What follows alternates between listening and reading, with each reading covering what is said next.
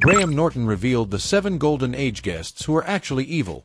The worst guest we've ever had, because people used to ask me who the worst guest was. Yes, always. And I never had an answer, because you don't want to offend anyone. Yes, of course. But then I can now say it's... For over 20 years, the Graham Norton Show has delivered wild surprises, outrageous stories, and moments so funny they explode across the internet. But what if the laughter you see on screen hides a truth far more shocking? Behind the iconic red sofa, behind the jokes and celebrity charm, lies a collection of interviews so painfully awkward, so tense, and so unbelievably chaotic that even Graham Norton himself still can't forget them. Today, we uncover the stories he never expected the world to hear. Before he became a household name, Graham William Walker grew up in Clondalkin, a suburb of Dublin. Before moving with his family to the quiet town of Bandon, County Cork, his father worked for Guinness, and his mother was a dedicated school teacher. Even in childhood, Graham stood out for his humor, curiosity, and gift for storytelling. These qualities followed him through Bandon Grammar School, where teachers often noticed his natural ability to entertain those around him. After graduating, he studied English and French at University College Cork. Though books were never truly where his heart lived, he dreamed of performing. So he left college and traveled to London, chasing a career filled with uncertainty and long nights.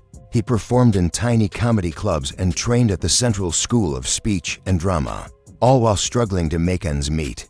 But through dedication, he slowly began breaking through the noise of the comedy scene. His rise began when he filled in on The Jack Docherty Show in 1996, capturing both producers' and audience's attention. 2 years later, his hit series So Graham Norton launched, followed by V. Graham Norton, securing his place as one of the most entertaining hosts in the United Kingdom. In 2007, he stepped into his most iconic role with the launch of The Graham Norton Show, a format that combines celebrity interviews, audience participation, and spontaneous humor in a way no other talk show had ever done. But not every guest has made his job easy. In fact, there are a handful of celebrities whom Graham Norton openly admits were incredibly difficult to interview. The first on that list is Mickey Rourke, whose appearance was memorable for all the wrong reasons. Rourke arrived distant and disengaged, offering short, flat responses that left long, uncomfortable silences hanging in the air. His lack of interest made even Graham struggle to keep the conversation flowing, and the audience could feel the awkwardness in every pause. Then there was Mark Wahlberg, whose 2013 appearance remains one of the most chaotic moments in the show's history. Unlike Rourke, Wahlberg wasn't quiet. He was overly energetic, overly talkative, and noticeably intoxicated. He interrupted Sarah Silverman, derailed jokes, and ultimately climbed onto Graham's lap, creating a moment so bizarre that viewers still revisit the clip. Graham later admitted that Wahlberg was out of it, making the night one of his toughest professional challenges. Another famously difficult guest was Robert De Niro, an actor celebrated for his legendary career, but known to be a challenging interview.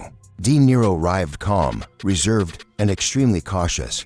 His brief responses and guarded demeanor left Graham with little to work with. Even the host's sharp humor barely cracked the surface, prompting him at one point to joke, "This is hard work." Robert, revealing just how challenging the conversation had become. Next was Kevin Costner, whose serious, thoughtful personality clashed with the fast-paced, playful tone of the show.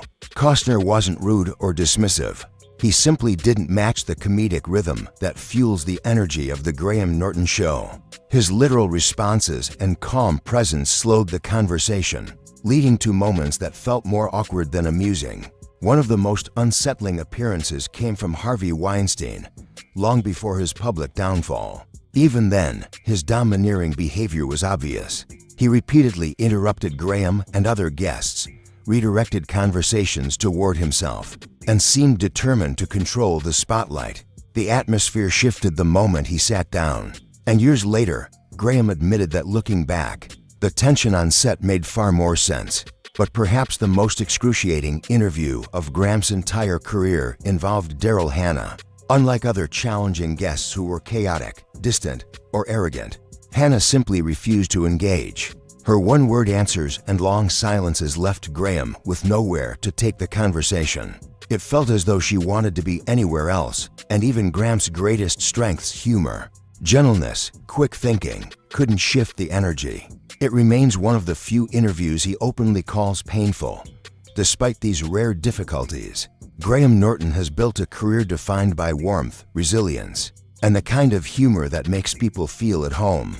Off-screen, he enjoys literature, art, and classic films, using those personal passions to connect with guests and audiences alike. His honesty, authenticity, and magnetic presence have made him not only a top television host, but also a cultural icon, whose influence stretches far beyond the BBC and well into global entertainment. In the end, every unforgettable moment, good or bad, helped shape Graham Norton into the legend he is today. And as he continues hosting the biggest stars on that iconic red sofa, one thing is certain: the stories behind the scenes are just as dramatic as the ones on camera. Thanks for watching, and stay tuned for more incredible Hollywood secrets.